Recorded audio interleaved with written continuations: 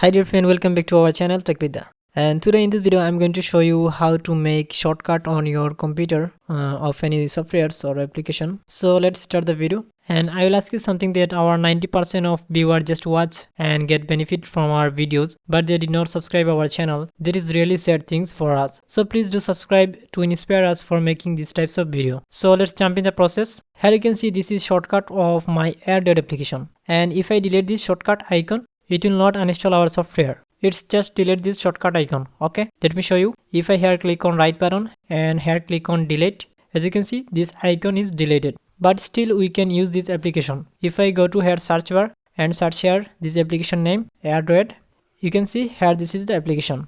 I can also use it from here. But how we get back our deleted shortcuts of this application? If I here click on Windows icon, and if we drag any application and keep here, you can see it's not creating any shortcuts. So what I need to do, go to here application list, here click on all apps, and here as you can see this is our deleted shortcut icon. And if we drag it here in the desktop screen, you can see it's created a new shortcut of this application. So by this way you can make shortcut icon of any software. So friend, if you think this video is helpful for you, please don't forget to subscribe our channel and hit the like button of this video. Thanks for watching.